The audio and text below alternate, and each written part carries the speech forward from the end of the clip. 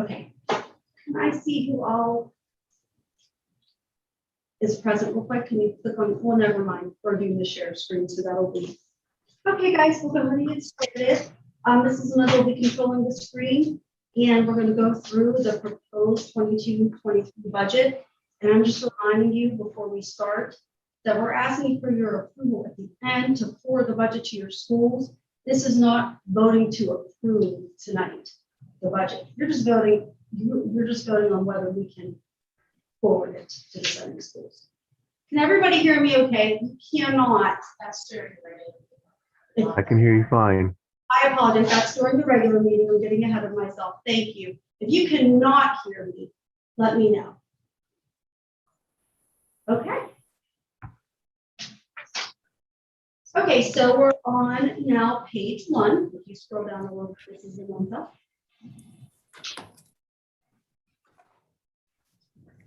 So if you go to the top portion on page 1, you'll see the total operating budget for 21-22 and the proposed budget for 22-23 with a grand total of $6,305,884 with an increase of $2,305,995. In the second section, this depicts the total operating budget with our budgetary reserve. I'll give further details on this later in the budget. And in the third section, you'll see the participating school district's operating budget payments for 21-22 and 22-23 with a total of $4,614,283, which is an increase of $1,389,43. We're now going to move on to page 2.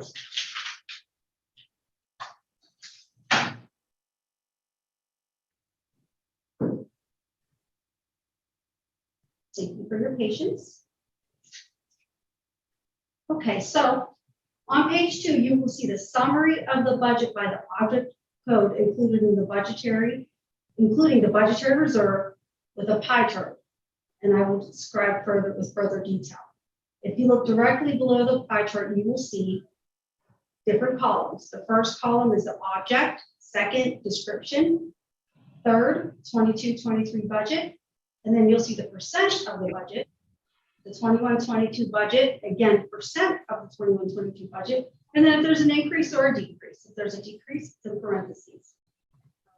I'll share some additional notes, and below there are some notes, and I'll summarize those a bit, and then I'll add some detail in at any time that you need.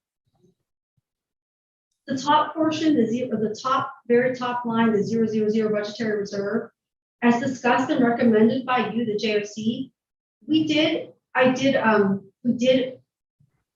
this does, let me back up, I apologize. This does reflect an increase. This is budgetary reserve. It's not initially billed to the participating districts. It'll be only used in emergency circumstances, which we communicated to the JOC for approval. It's recommended to make the budgetary reserve the budgeted breakpoint on equipment, as this will align with the definitions of the articles of agreement to be used for calculating operating payments to the participating districts, as well as reflect adjustments on the consumer price. And I'd like to give a little bit more detail about that. I think that's a lot to hear, so I have it broken down a little differently. We've reviewed our records back to 1985. We found, and the school opened in 1979, in case you forgot, and we found the budgetary reserve was $30,000 in 1985. It's never been adjusted since this time. That's 37 years ago. It's never been adjusted to current inflation, current pricing. You, the JOC, directed me to increase the budgetary reserve to a more realistic amount for a possible capital emergency. So we used the current breakpoint, which is 85040. So that breakpoint is contrived from the current CPI, which is the consumer price index, and the calculation of the equipment cost over the breakpoint is based on specifications established by our articles of agreement. Instead of just an arbitrary number to bring this number up a little, or just using an estimate for increasing it, we use the same calculation as the breakpoint. We thought it only made sense.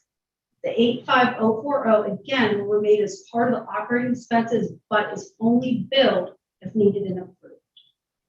So 30,000 to 85040, I figured you may have some questions about that. Number 2, the object salaries. You will see that this does include salaries for all employees, including substitute pay. So the contract increase for 21 employees equates to a base salary increases of approximately $43,000. The wage increases for employees not covered under the contract, 26 employees, this is budgeted to increase approximately $40,000. In addition, it's budgeted to move a current non-contracted employee from part-time to full-time. Object 200, this includes benefits such as medical, dental, vision, life insurance, PCERS employer contribution, insurances for medical, dental, vision. They're anticipated to increase to 78600. Life insurance premiums are on a rate hold. The PCERS employer contribution rate is increasing from 3.494% to 3.526%. Object 300, this includes budgeted expenditures for costs such as Skyward, that's our student information system, student management system, our solicitor fees, auditing services, as well as contracted safety and security services. Object 400, this includes maintenance agreements and repair on equipment, as well as inspections such as our sprinkler or elevator, water. Costs projected to decrease as maintenance on vehicles were completed the prior year, as well as anticipated changes to the awards program. We do have fewer rental costs, and we are utilizing Butler Intermediate. That's what we've been doing recently. We appreciate Butler for that. Object 500 remains relatively consistent from the prior year. The object code includes costs associated with advertising, traveling, including student transportation to different clinical sites or competitions, projected insurance premiums, general liability, property, auto, etc., and contracted services such as web hosting. Object 600 includes projected expenditures for vocational program supplies, textbooks, software licensing, etc. Costs are budgeted to increase for instructional programs as a result of increased costs for consumables, as we all know has been happening, food, lumber, steel, as well as accounting for program enrollment increase. Some of our programs are bursting. The additional increase in this object code is primarily the result of anticipated projects within the IT department also. Object 700 includes budgeted expenditures for equipment and vocational education programs, tech support services, operation maintenance, as well as existing building and site improvements. Figures above reflect budgeted Perkins and adult ed expenditures. However, they're not billed to the participating districts. I feel that there's a lot on that page, and if you have any specific questions, I'll use my wait time that I used when I was a teacher, and I'll wait and see if you have anything you want to ask. Regina, can you just do me a favor and increase the size of what you're showing us a little bit? Sure. Yeah, maybe one more time would be great. Thank you. That makes it much easier. Thank you very much. You're welcome. And so the increase for the budget reserve, so it'll now be maintained at 55,000. That's the increase, the proposed increase, but the actual budget, the actual number would be 85040. Oh, I'm sorry. Yeah, right. So that's great. That's awesome. I'm obviously push for that. Glad to see that. I think it makes a lot more sense to bring it up to where it needs to be and a little bit more realistic. Thank you so much. Any other questions? Dr. Heiler, I just have two quick ones, hopefully. So salaries, I guess, do I understand it correctly that it's about a third contracted increase, a third increases for non-contracted, and then a third perhaps increase in employment, if that makes sense, from part-time to full-time? It's a little bit different, and if you don't mind, I'm going to go through it with you, and I'm going to go with the numbers. So for the salaries, again, 40,000 for non-contracted, for all non-contracted individuals, 43,000 salary wage increase. That's a $2,000 adjustment in the teacher's contract. This does impact the teacher's per diem for additional hours. That's a contractual benefit. And $22,000 has gone up in object code, which includes a new instructional aid in Perkins. So even though this individual's salary is 100% of Perkins, even though anyone who's in the Perkins field it still shows in the operating budget, even though it's not billed to you. And we did hire a new instructional aide this year. And then the remaining portion budgeted for contractual per diem, as we explained, and the additional hours for teachers for items such as their occupational advisory committee, or also accreditation, class accreditation. Those hours we're anticipating we're going to have an increase with more programming coming in. Also, we do plan to move a 200-day employee to 260. So that's in there too. Then also with this amount, we did consider how much we have spent on substitute teachers. And we anticipate that we do need to increase that fund. So that is a longer answer to what you asked, and I hope that helps. Yeah, it does help. And then just maybe on the 40 for non-contracted, can you talk just a little bit about, I suppose the spirit there, as far I know that wage, it's a competitive market. Can you talk just a little bit about the strategy for non-contracted raises and how we kind of established those? Well, we looked at the current, obviously, what everybody was making at this point. We did look at the CPI, which is at 6.8% right now. Now, in that category, we did not contract up to 6.8%, obviously. I'm sorry, plan for 6.8%. We were looking at about a 3.5% to try to get people to what they actually do deserve, to be able to live and function in this world. As you know, it's a competitive market, and some of our individuals are still making less than $50 an hour. They've been here for years. And now that the CPI is at the rate that it is with gas and food and essentials, we're hoping that people will continue to want to be a part of this school, and hoping that the salaries are still going to be competitive enough to keep them, because more and more are looking around, and not that they don't like being here, but they could, quite frankly, make more many places. Right. So that's the spirit of that. Dr. Heller, I have one question. Yes. Of the employee benefits increases, could you share us the division between the differences between the cost increase for existing employees and the difference due to increased employees quantity? I'm sorry, Mr. Carmack. Could you say the first part again? I'm sorry.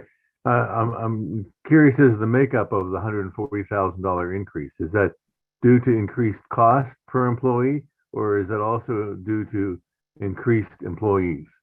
And what's the division between them? The benefits, the employee benefits? Yes. Okay. For the employee benefits, the big part of the employee benefits is a projected 12% increase in our medical. And the projected increase is based on the recommendation of our healthcare consortium. We did obtain a diagnostic report from Highmark that shows a significant amount of high dollar claims, and we did have a shock claim. The consortium is proposing possible mitigation strategies, possible at their next meeting, which is not till April or May. So that's why we're planning for the 12% prediction. That's what we're using at this present time, but it is not because of anyone newly hired. Okay. Okay. Thank you. Okay. Yeah. Regina, there's been quite a difference between what we just approved. We just had our IU meeting, and we did not budget for that much of an expense increase for our healthcare. I guess I would love to have the group, and I don't remember the name of the Rossini, or I never remember the name of the group that comes in that explains their benefits. I'd love to have them come in and give some justification for that. Absolutely. It's been a while since they've come in, since, at least 2 years. And like I said, that's just way out of line with what I've seen, not only with what Butler, but also what we just approved as the IU. So I wonder what's different that they're looking at making that recommendation to the VOTEC. So I'm not questioning that they're making that recommendation to you. I'm questioning them on how they're justifying that increase of cost. Well, As I I, may jump in on that just for a moment. Mr. Hawley, we also question them on that because that is not a percentage that we are accustomed to. We are, used to a smaller percentage. So we did question the same thing. And I think Rustini would do a nice job at elaborating a little bit more, but just a very brief idea of why we are looking at a 12% increase is that we did have significant high dollar claims, far greater than we have had. Highmark did a diagnostic report that broke that down for us to kind of justify it better. We also had a shock claim.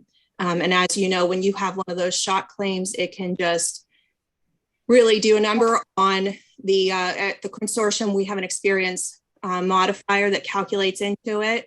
And we've been doing very well with the consortium, but when it came to this past year, especially the shock claim and all of those high dollar claims is what really drove up our usage. And that's part of what Rustini was looking at and said, look at budgeting a 12% increase. We'll do the best we can, because that's also along the consortium, consortium wide. Not everybody had a 12%, but everybody had an increase. And so as a consortium, they said, we'll look at addressing this. We'll see what we can do with mitigation strategies. So the numbers are behind it as to why they were looking at a 12% for us, but they're going to do everything they can as a consortium to address it. But that being said, I can contact our rep at Rustini to elaborate a little further. Yeah, I'd love to have them come in. And again, so just to make sure I'm understanding, when you're saying we and our, we're talking specifically about the experience of our VOTEC and not the consortium? So the consortium is very unique that we're a part of in terms of the calculation that they use. They do specifically look at the VOTEC, at our usage, at our claims. And of course, it goes into an overall calculation. So there are other years where when we have a worse year, they look at a 3-year loss ratio. And they do that collectively as the consortium. So they'll look at the funding for the past 3 years, what has been the funding versus what has been the claims, and whether you have more funding into it than you do claims, you have a better loss ratio. In this particular case, because of our high dollar claims and our shock claim, our funding was less than our claims. So that's why they are projecting that. So yes, it's unique in terms of, do they look at us overall as a consortium? Yes. But does the calculation specifically take into account our claims? Yes. Okay, yeah, that makes me want to have them come in even more. Yeah. He would be glad to. He's very good at going to the schools and having good conversations with them. So we're recommending it just based on their recommendation to us at this time. Of course, final billing will take into account the actual amount that's voted on by the consortium. But in terms of the conversation, Rustini is always more than willing to come out and have those conversations. Great. So, obviously leave it up to you guys to plug them into one of our agendas. Yep, we'll coordinate that. Okay, Rebecca, actually, this is sort of the beginning of a scary part for me. If this is the first, and as I recall, significant increase we've had with Rustini, does that mean we are in year 1 of the 3-year average of increases?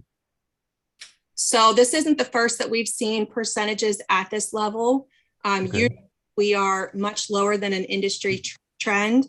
In the prior years, we've seen single-digit increases for our VOTEC. That isn't to say that we haven't seen worse.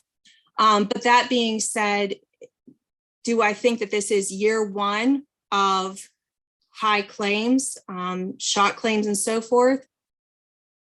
I think that that's it's up to our contract. It's up to our members. Sure. I'm a contract holder.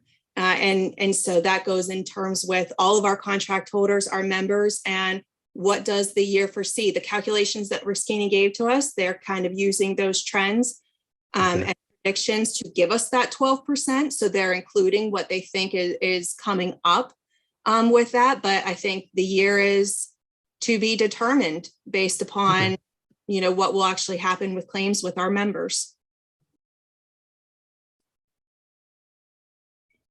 Thank you. Anybody have, thank you for all the good questions. Any other questions that? Can I ask a question about the Object 700, which is the equipment and the significant decrease? I'm just curious. I don't attend. I'm actually filling in for Bill Kephart this evening, so that question may have been answered in another time, but it's a significant decrease. So is that you're not buying equipment, or the equipment that you have does not require a lot of maintenance? Or I'm just wondering if the basis for that decrease. At this point, we're always buying and utilizing in repairing and updating, upgrading equipment. At this point, we are stocked with what we need. We always need to update, but right now we're in the trend of, we do a lot of grants. We do have a lot of nice things. And Mrs. Davis, I can tell you want to jump in. I just wanted to elaborate that. I know it says $66,000 decrease, but over half of that decrease is actually in Perkins equipment. So when you're looking at the overall decrease, it's actually closer to $30,000 for the general fund. And I think one of the important things to note with that is when projects change, our capitalization threshold is $1,500. So as projects change in departments such as IT, they may come to us and say, okay, we're looking at replacing iPads and we're going to be below the $1,500. So some years our supply money is going to look higher because of those different projects. This year in particular, that's attributing to it. It's a matter of different projects within our IT department and how those projects are falling out in terms of, are they coming in as a contracted service, as an equipment, or are they falling below that threshold? So that's why we're seeing a little bit of a shift with that. And we note that in our note when we talk about note 600, a supply increase. IT, that's part of it. Although it says 66,000, like I said, part of that is Perkins. And Perkins is just, we are not saying at this moment that Perkins will absolutely decrease in equipment, but in the projections for Perkins, we're just giving a general idea because we won't know what our Perkins allocation is until the end of the current school year. Okay, thank you for the explanation. I appreciate it.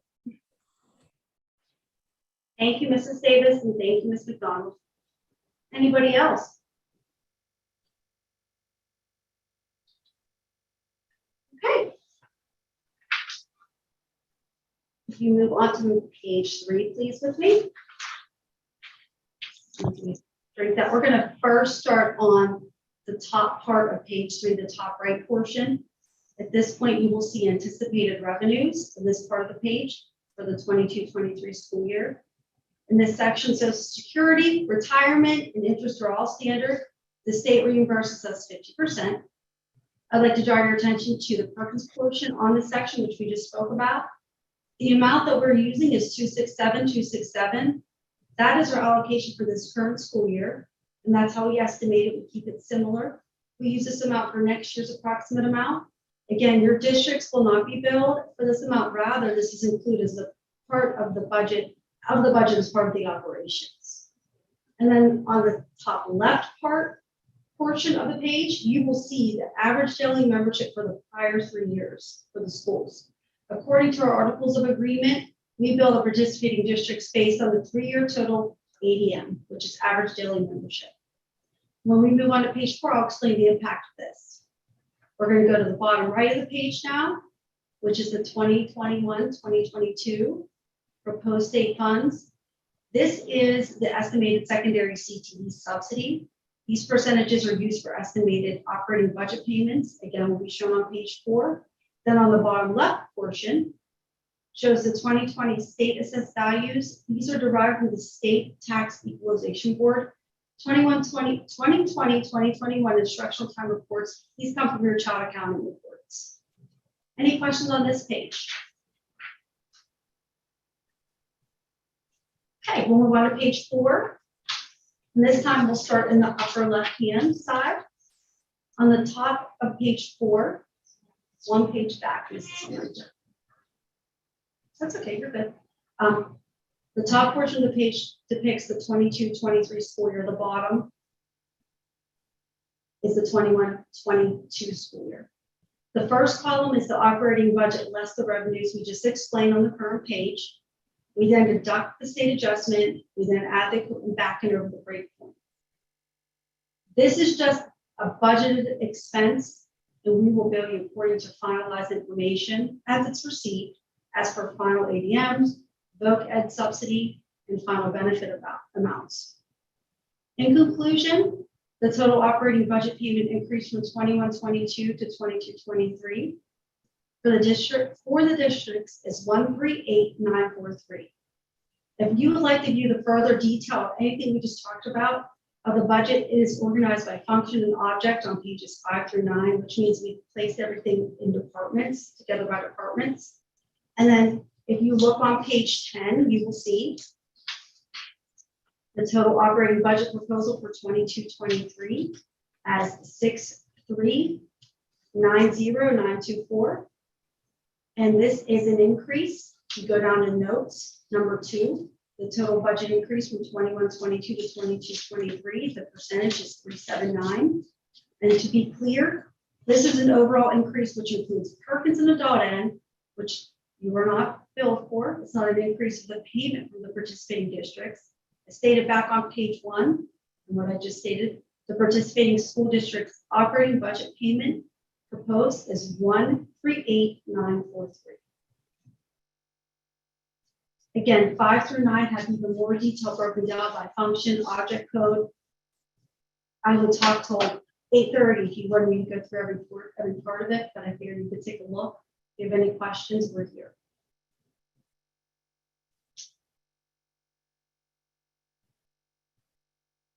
Also, as I stated, when we go to the next meeting, to our regular JOC meeting, we're asking for your approval to forward this budget on to the boards, up to the schools. We're not voting on approving it.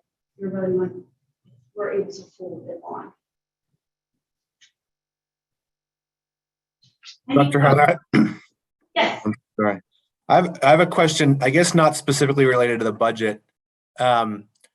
Do we have, or can we obtain, do we ever look at costs at the program level, or do we have any way to do that, or at least make, an assumption or estimate basis? On how much it costs to run for each. So, program. i.e., what does welding cost us versus health assistant, et cetera? Oh, yes, we have the supplies, equipment, everything that it costs to run the program. We do that by an average, and every year it's different. Sometimes it's higher in certain areas, for instance, welding, because we have so many students, because of the cost of the materials. But sure. If you wouldn't mind sharing that, I'd just be interested to see it at the program level if you had. I think that'd be interesting. Sure. Thank you. You're welcome. Rebecca, excuse me, Dr. Haller, I'd appreciate that if you would share it with everyone as well. Okay. Thank you. Thank you. Could I add a request to that? I don't think it would be too difficult to just get us a cost per student overall. Well, let me explain a little bit about the cost per student, but that is a very good question. There are some specific items that impact each district's share of the operating expense. It's hard to say, per student, tuition based, because it's like a pie chart that it all depends on each other. So the 3-year total average daily membership of each district is a piece of it. The assessed property value and the instructional time membership, and for equipment over the break point, it's 85040 for this year for 22-23. And the PA secondary career tech ed subsidy allocation, that is delineated by school district. And these 3 factors affect each school. While dividing a district share by the ADM can produce a per student cost, it's not correct to assume that adding more students will increase the district share by tuition amount. For instance, if a district were to increase their enrollment by 10%, their share of the operating expenses will not increase by that amount if the other district's ADMs increase as well. So conversely, a district share may increase without an ADMs increase, or perhaps even with an ADM decrease. So I'm not trying to be difficult. It's just hard to say each student in this class costs this much. But I'll look at it any way you want, and I'll talk more about it because I want to get you what you are looking for. I think I'm just trying to follow up on the previous question, Mr. Jacobs' question. I'm trying to find a fairly simple metric that we could, if we divide the budget out over the 15 programs and then divided that number by the number of students to come up with a cost per student. If that's not sensitive, then it's not worth doing, but I'm just trying to find a way to compare apples and oranges here.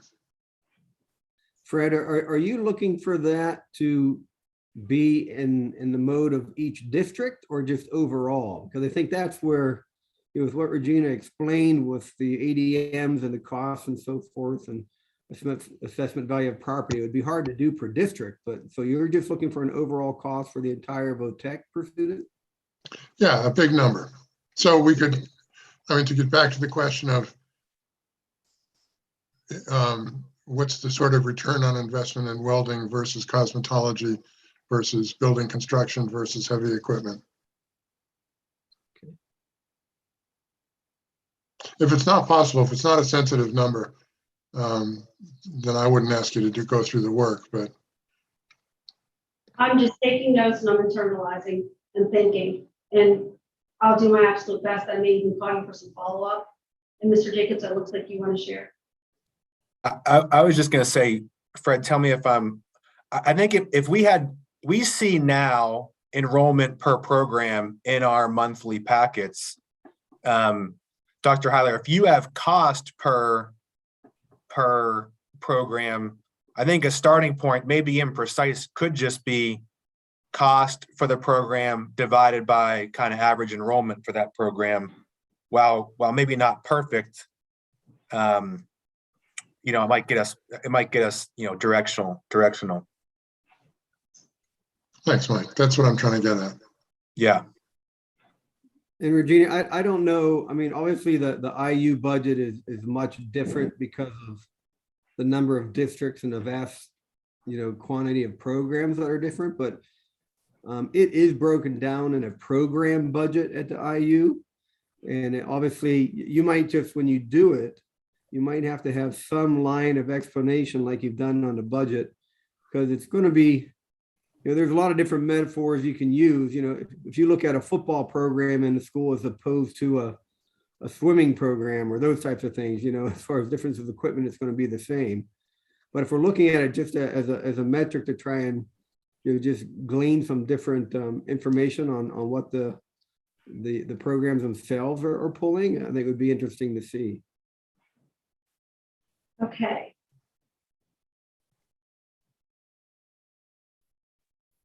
Thank you. I don't have an answer that how it could be done right this second, but I'm looking and I'm thinking, and I will get you an answer. Thank you. I appreciate it. Thank you.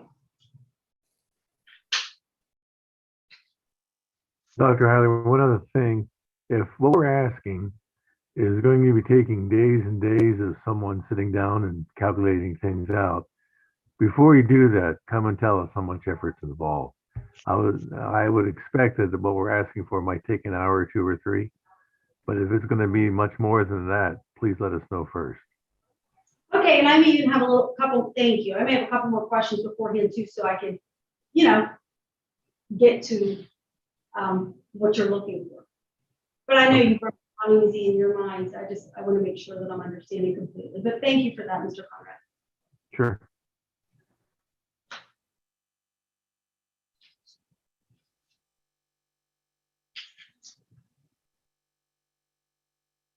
Any other questions?